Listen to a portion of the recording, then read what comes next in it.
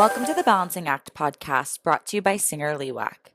In this first episode of our international podcast series, we're joined by Robin Park, partner and international practice leader, and Stephen Bolt, international tax director.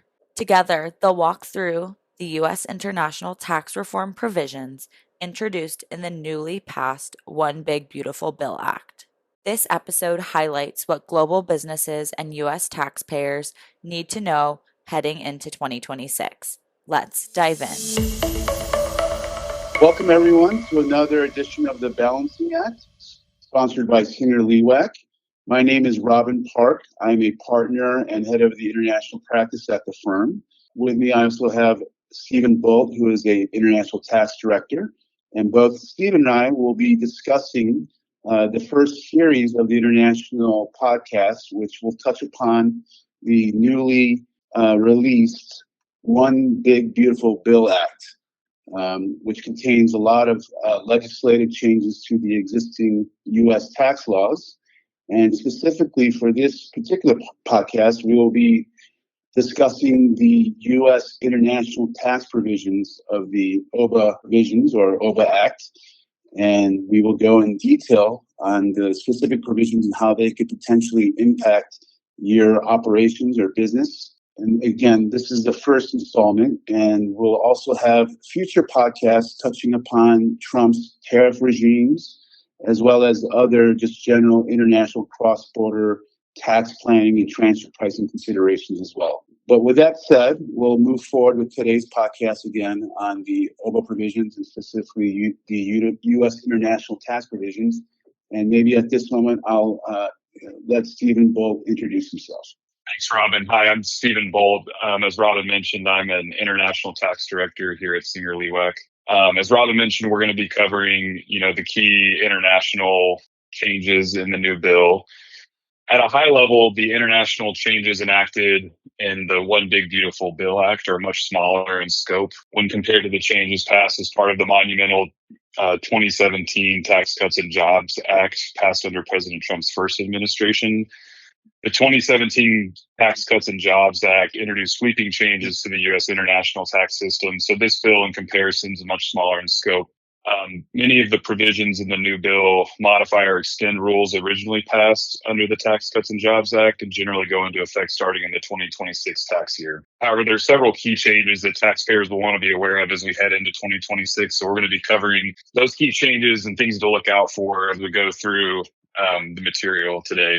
The first set of changes we want to discuss are modifications to the existing Global Intangible Low Taxed Income, or GILTI, rules. As a bit of a refresh, the GILTI rules were passed as part of the 2017 Tax Cuts and Jobs Act, and these rules generally imposed a minimum U.S. tax on certain foreign earnings. So they subject U.S. shareholders, controlled foreign corporations, to current taxation on their share of the CFC's undistributed foreign income that was deemed intangible. And so the way this inclusion works is that each U.S. shareholder in a CFC is required to pick up their pro rata share of essentially the taxable income of each CFC that they own. So all of that income gets aggregated into an amount called net CFC tested income. And then this income amount could be reduced by what was referred to as the net deemed tangible income return, which is essentially 10% of the depreciable tangible property held in the CFC. So 10% of the basis of that property could go to offset the inclusion or the net CFC tested income. Further, U.S. corporations were allowed a deduction for up to 50% of the GILTI inclusion. So this was a special deduction that could offset up to half of the inclusion, which worked out to an effective rate of 10.5% on such income.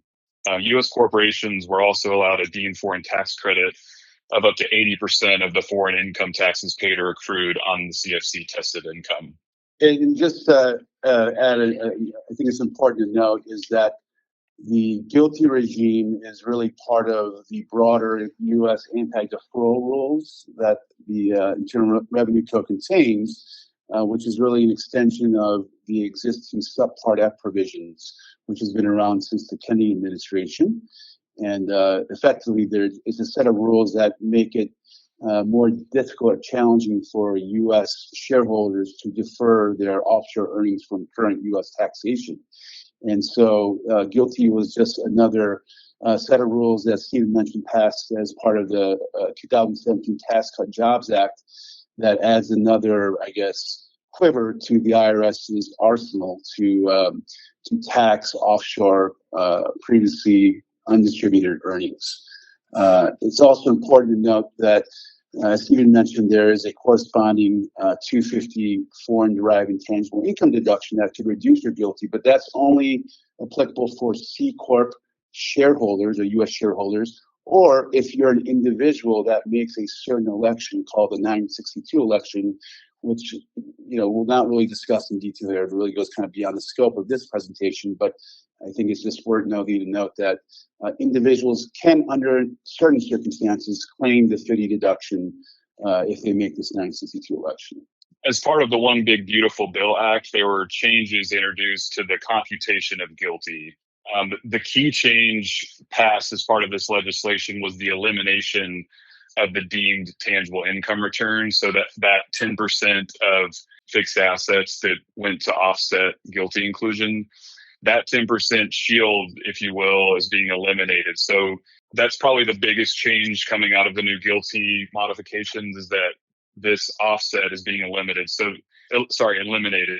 this could be particularly important for U.S. shareholders that own CFCs with significant depreciable fixed assets. So under the old rules, they could potentially offset a portion or all of their GILTI inclusion with this deemed tangible income return, but now that's being eliminated. So because of that elimination, GILTI is no longer a tax on, quote unquote, intangible income, but it's on all of the tested income of the CFCs. So GILTI is now going to be referred to as simply net CFC tested income, or NCTI. So further to what Stephen was saying, I think this is particularly important for clients, as Stephen mentioned, that have a lot of controlled foreign corporations that do own depreciable tangible property. So, for example, if you're a CFC that's manufacturing, engaged in manufacturing, or holds a lot of real property interest, this net tangible deemed tangible income return was a significant tool used to mitigate your GILTI inclusions. But under this new bill, again, as Stephen mentioned, this has been eliminated. So it really is going to require taxpayers to take a closer look at their overall structure to account for this change and to potentially restructure their operations to better align with the existing tax laws. Yes, and then the other changes to the GILTI computation. So the Section 250 deduction, or special deduction mentioned previously, which was 50% of the inclusion, is being permanently reduced to 40%.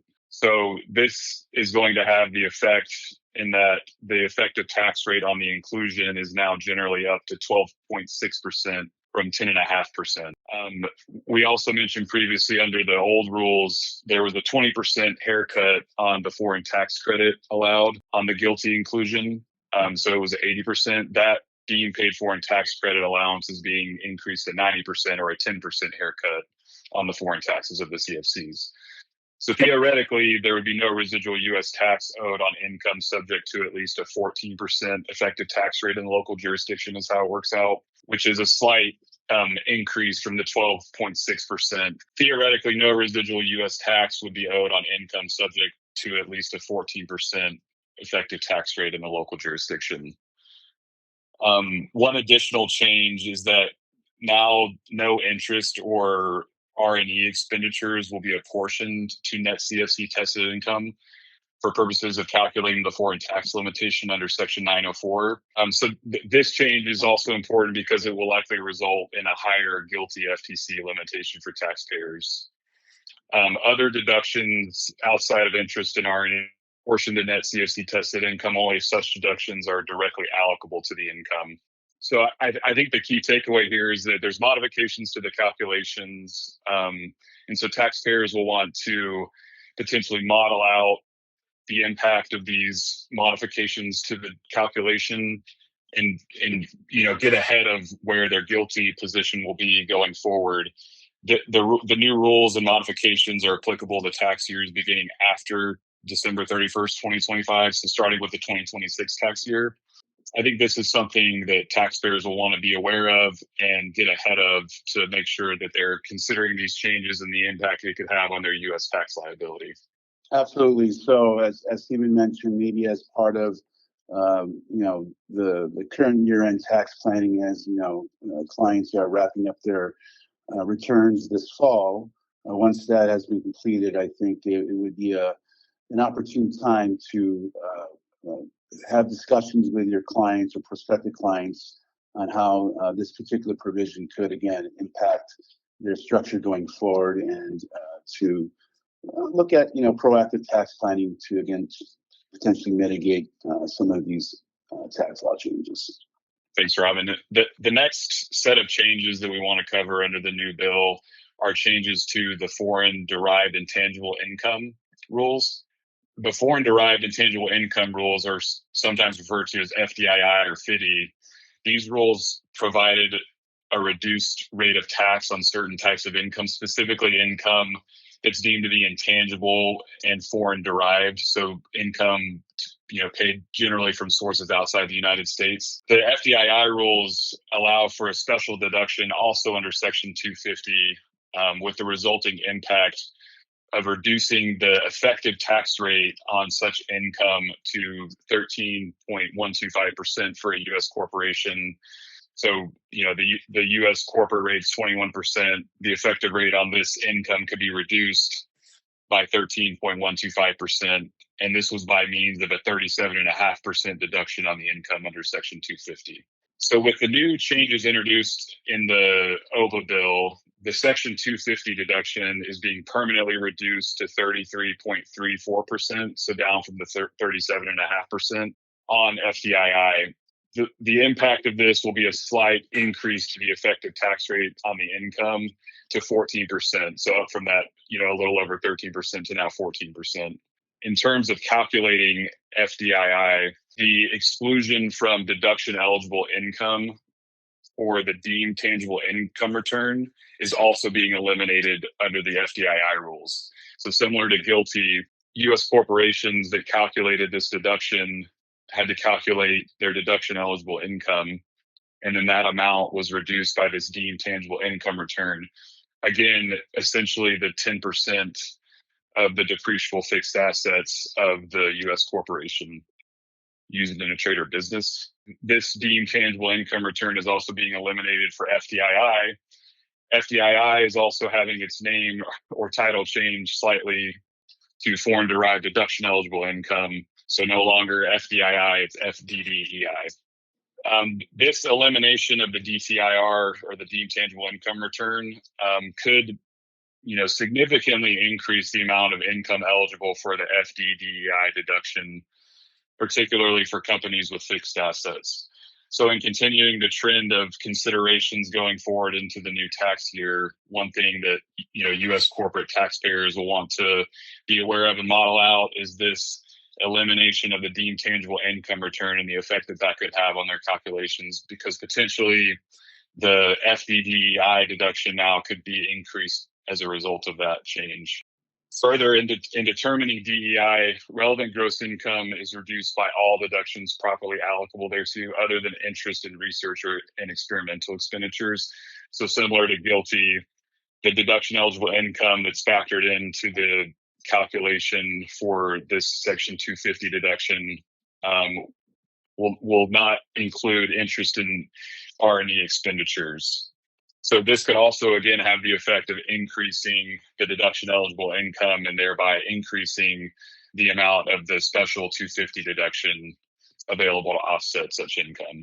I think it's also important to distinguish between FDDEI in the context of GILTI, which, as we discussed earlier, for corporate U.S. C Corp shareholders or certain individuals that make a 962 election, they're able to reduce their GILTI inclusion by 40% with this FDDEI deduction under the new OVA bill.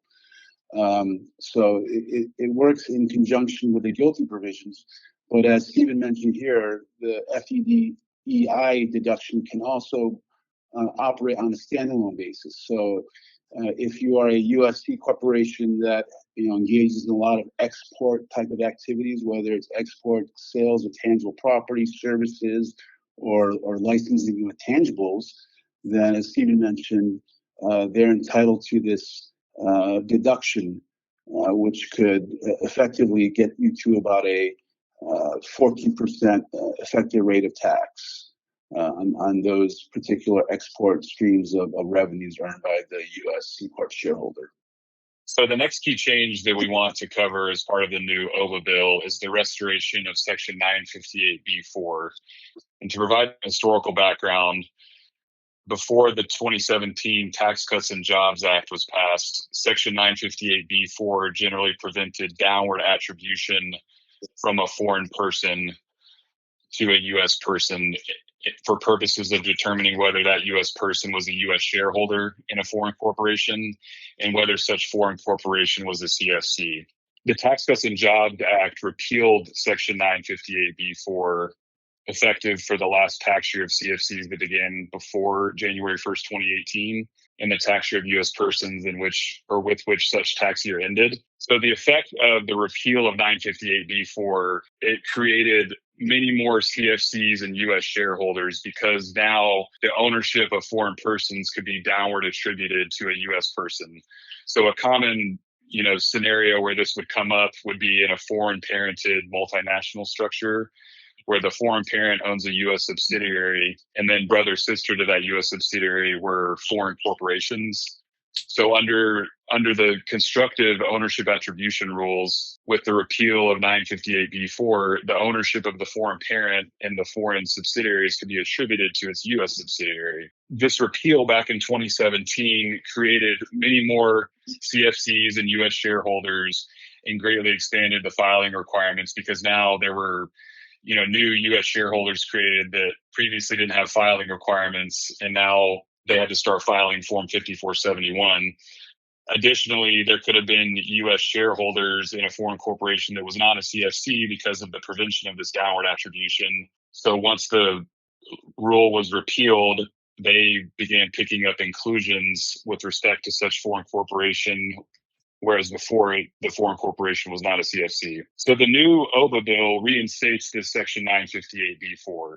The 958B4 provision will go back into effect for tax year of the foreign corporations beginning after December 31st, 2025. So the new modification is essentially reverting back to the old system where there was no downward attribution from a foreign person. This is generally expected to, again, greatly reduce the number of CFCs and U.S. persons that are considered U.S. shareholders.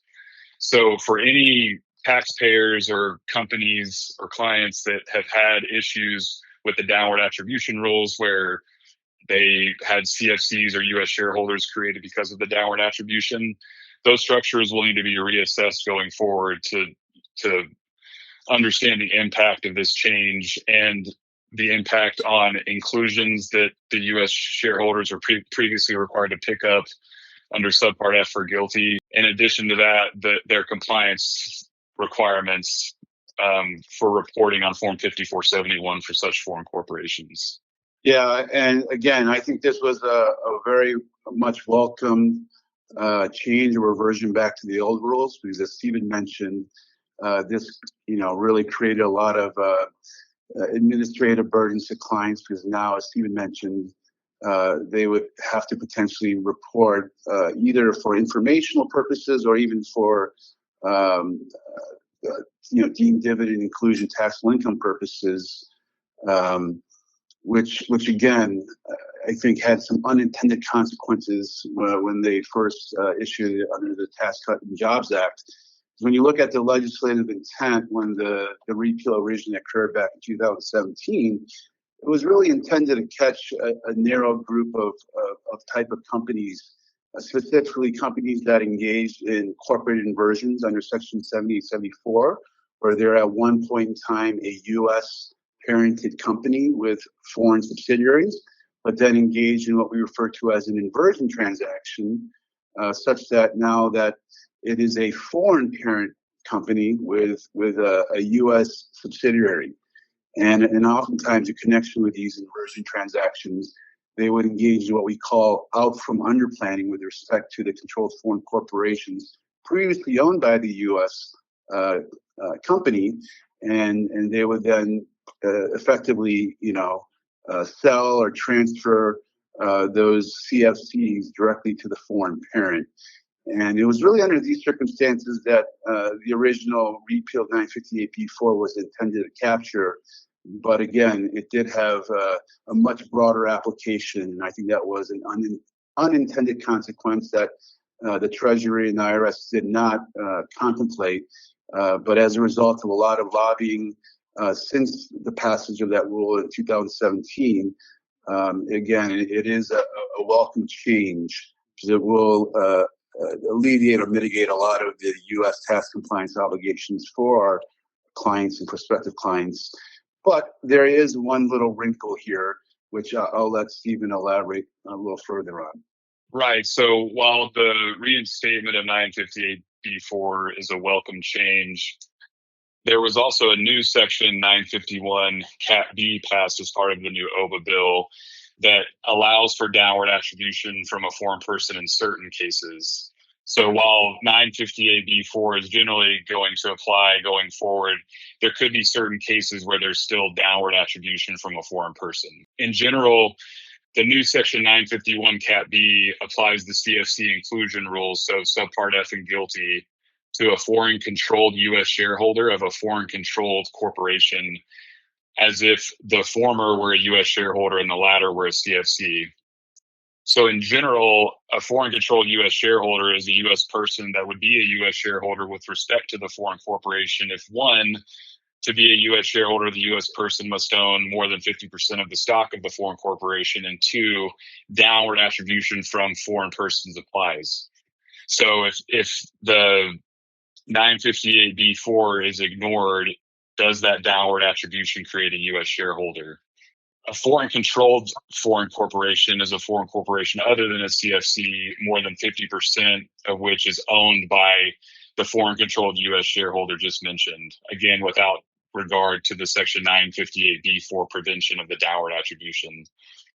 So situations where this would be common, I think, again, are in foreign parented multinational structures where the foreign parent owns a U.S. corporation subsidiary, and that further, that U.S. subsidiary owns an interest in a foreign corporation also underneath the foreign parent.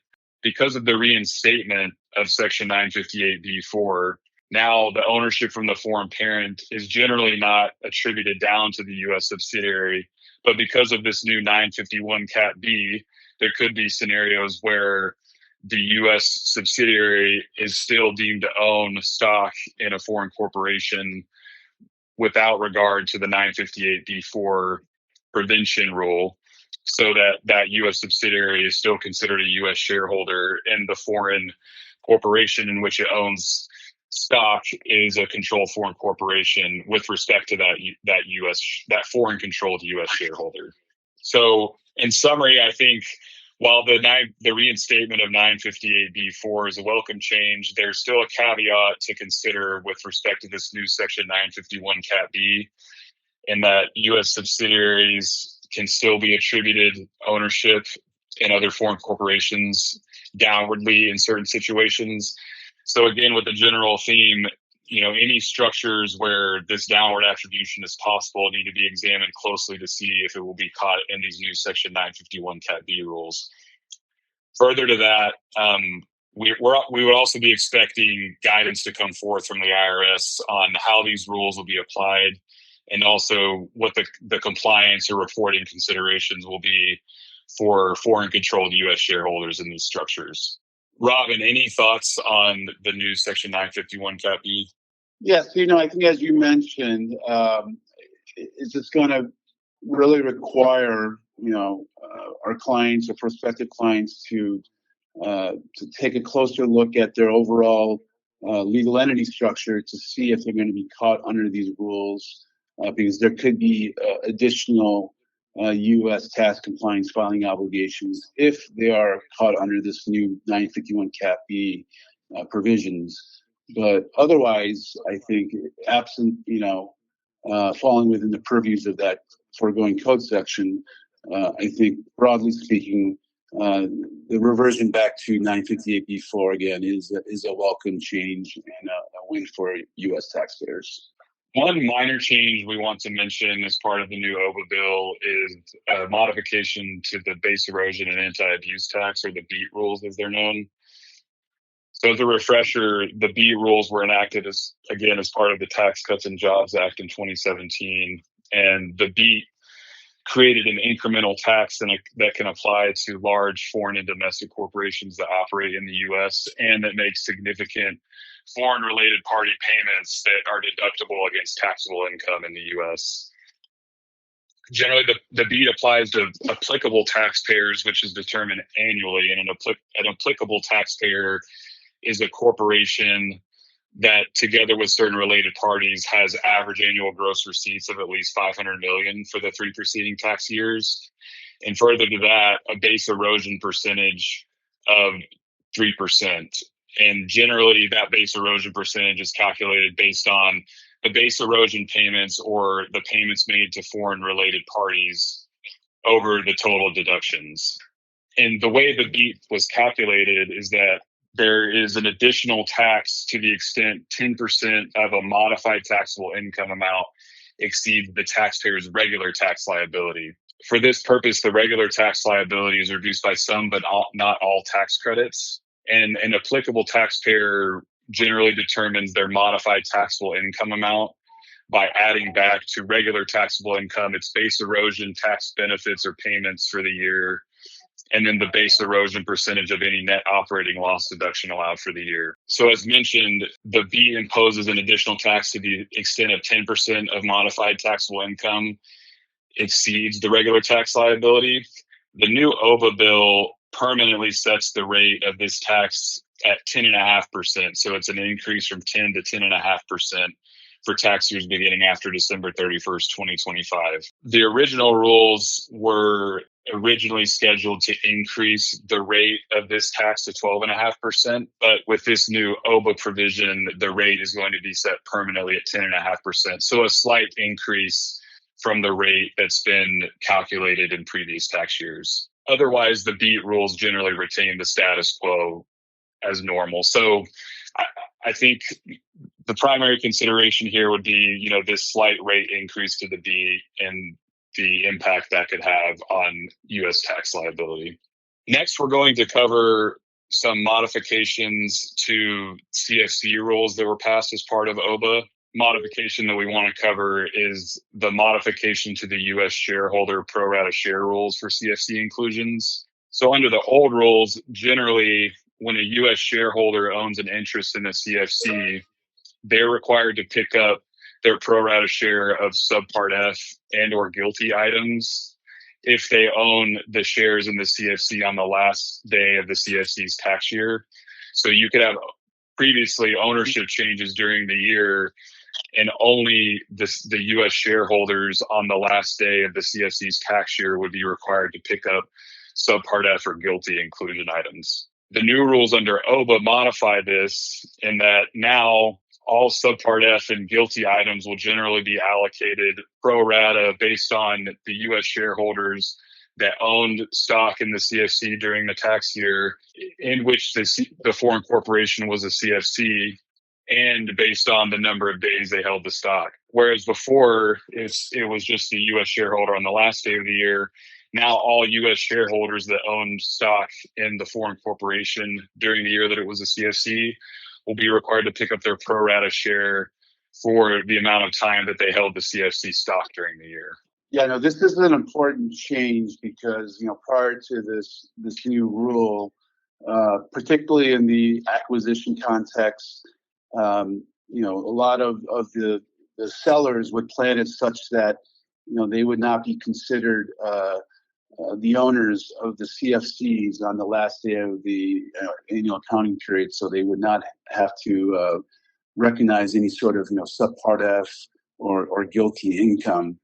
But as Stephen mentioned now that the rule change, if you are a U.S. shareholder at any time of the year, then you will have to pick up your pro rata share of your subpart F or GILTI income, irrespective of whether you owned it on the last day or not, because of this rule change.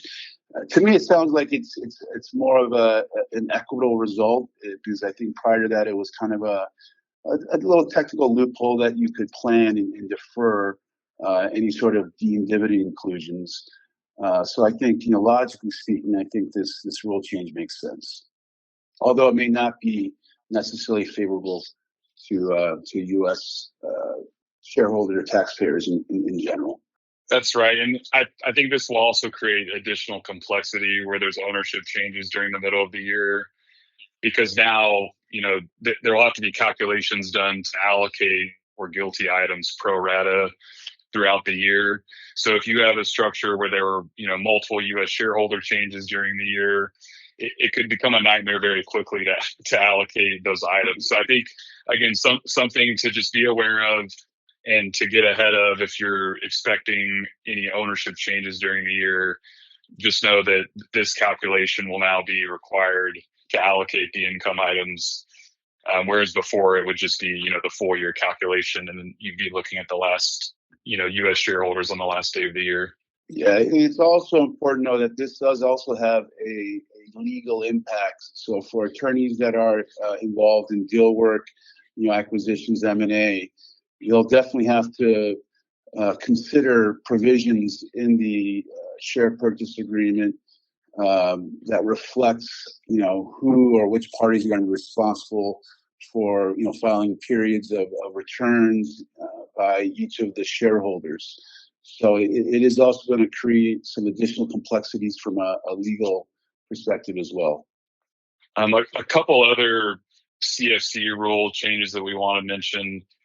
One is the section 954C6 look-through rule. So the bit of background on this provision, section 954C6, was first enacted as a temporary provision back in 2005. And then it has been extended several times since then, and it was scheduled to expire for tax years of foreign corporations beginning on or after January 1st, 2026. So this was the provision that was, historically temporary and was continually extended. And so, taxpayers and service providers were constantly worried that this rule was going to be repealed or go out of effect at a certain point. The provision generally allows dividends, interest, rents, and royalties received from a related CFC to be excluded from foreign personal holding company income or subpart F income if it was paid out of earnings by the related CFC that were neither subpart F nor effectively connected with a U.S. trade or business. So this look-through rule is a powerful exception for subpart F in the related party payments context. As there could be related party payments that otherwise would be foreign personal holding company income or subpart F income, which could trigger a deemed dividend inclusion at the U.S. shareholder level. So this exception is powerful, and the new OBA rule, or the new OBA bill, makes this rule permanent. So taxpayers can rest assured and not have to constantly check whether this rule is expiring going forward. Yeah, no, this is a long time coming, because I remember when I first started practicing around early mid 2000s, this look-through rule first came out as part of the Tipper Act. And as Stephen mentioned, it was always set to sunset. But now with the OBA bill, this is a permanent rule. So I think it is, again, a welcome change to the tax laws. And but we'll see. Who knows? Maybe in future administrations there could be changes. But as of today, it is a permanent law. And then the other CFC provision we wanted to mention is the repeal of the election for a 1-month deferral in determining the taxable year of a specified foreign corporation under Section 898.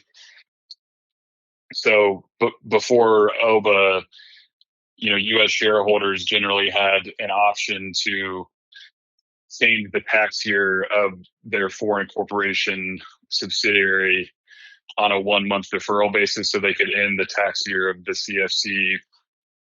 If they're a calendar year taxpayer, they could end it on November 30th. But now with the new OBA provision, this election for a 1 month deferral is being eliminated. So generally, the CFC taxable year is going to follow the taxable year of the majority U.S. shareholder going forward. And there were also transition rules for taxpayers that had made this election in the past. There's transition rules to switch the tax year of the CFC to the majority U.S. shareholder year. A couple of additional provisions that we want to mention as part of the new OBA bill. One has to do with sourcing of income from the sale of inventory produced in the United States.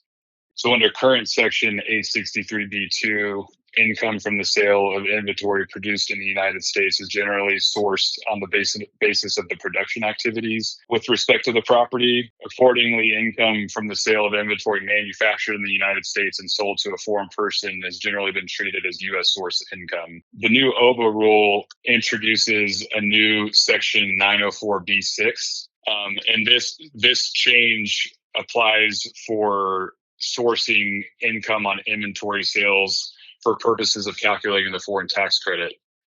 So certain inventory income that is otherwise subject to this allocation on the basis of production activities will instead be treated as foreign source income if the U.S. person maintains an office or other fixed place of business overseas and the inventory income is attributable to such office or fixed place of business.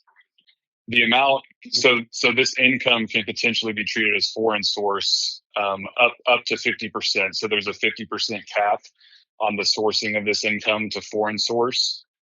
And this change will generally be beneficial in reducing residual U.S. tax on such income, because the effect of resourcing the income from U.S. to foreign source will generally increase the U.S. taxpayers' foreign tax credit limitation. Yeah, and it's also important to note that A63B rules have been around for a while, and there was a way you could plan such that you could get the 50-50 sourcing, meaning 50% sourced as U.S. source and the other 50 source as foreign source, but it required that the inventory or property was manufactured, produced in the U.S., and that there was foreign title passage, per the shipping Incoterms that, the purchaser took title to the property, outside of the U.S. So in that situation, you could get the 50-50, but here under this rule, it really disregards where title passage occurs. So under this new OBA provision, as long as you have a PE, a deemed registered branch or a check the box branch in a company that is involved in the sale process, even if the inventory is manufactured, produced in the U.S., and a foreign office or PE or registered branch assists in the sale of that inventory, irrespective of where title passes, you are still eligible to get the 50-50 sourcing, 50 U.S. source, 50 foreign source income. But this also has an interesting interaction with the FDII provisions, because under the FDII rules, you are excluded from FDII any sales of property, services, or licensing intangibles directly to a foreign disregarded entity, check the box branch, or registered branch, and those would be excluded. So you would not be able to get the FDII deduction in that situation. But this new provision, though, does help in terms of optimizing your foreign tax credit utilization, because as Stephen mentioned earlier, generally speaking, if you have more foreign source income, then you should be able to have a higher foreign tax credit limitation, which will enable you to claim more of your foreign tax credits. Thanks, Robin. And then the last international related provision that we wanted to mention is a new excise tax on remittance transfers. So the new OBA bill introduces new section 4475, which imposes a 1% tax on remittance transfers that are collected by the remittance transfer provider and paid quarterly to the Treasury. I think details on this excise tax will be forthcoming, but it generally applies to transfers where the sender provides cash, a money order, a cashier's check, or others or similar physical instrument to the remittance transfer provider. And then it generally excludes transfers made with funds withdrawn from certain listed financial institutions or funded with a U.S. issued debit or credit card. And this excise tax goes into effect January 1st, 2026. So it seems that the general target of this excise tax is for persons, working in the United States that are potentially sending back funds outside of the U.S., maybe to their home country or to other foreign jurisdictions. So I think, again, something to be aware of for particularly individual clients that may be, engaging in these transfers of money. They'll want to be aware that this 1% excise tax is potentially applicable on such transfers. Yeah, I mean, further what Steve was saying, I think when you really look at the policy behind it, in conjunction with Trump's policy on immigration, I think this was really intended to capture a lot of the migrant workers that may have crossed over illegally through the U.S. For employment and to make money here in the States. And oftentimes they would come, as head of the family to work here in the U.S., but their families would be residing, outside of the U.S., let's say, for example, Mexico. And so whatever earnings they were making here in the U.S., they would then, wire it back or send cashier's checks back to their families. And this is when this 1% deemed remittance excise tax, I think, was really intended to apply. So with that, I think that is a very good overview, a summary of the OBA provisions and specifically the U.S. international tax provisions and how it could potentially impact your current or existing operations. And I think a general theme is that whenever there is significant tax law changes, this always is a key opportunity for clients and prospective clients to reevaluate their operations, their legal entity tax structure, to really align with these rules to optimize their overall effective tax rate. So we really encourage everyone to reach out to your tax advisors to really talk through these specific provisions. And as Stephen mentioned, maybe doing some modeling and other type of forecasting and planning to see how we could, optimize our clients or prospective clients' overall U.S. tax situation or profile. I don't know, Steve, was there any other general comments that you had? No, I think just to add on to what Robin said, a lot of times when these changes go into effect, they may not be picked up immediately. So we would just encourage everyone to get up to speed on these legislative changes. Make sure you have a plan in place. You're talking with clients about these rules and changes and how it could impact them, particularly with respect to U.S. tax liability and reporting obligations. So, I think it's just important to get ahead to the extent possible so that there's a plan in place and no surprises down the line when it comes to actually reporting and paying tax under these new changes. Absolutely. And as Steve had mentioned earlier, all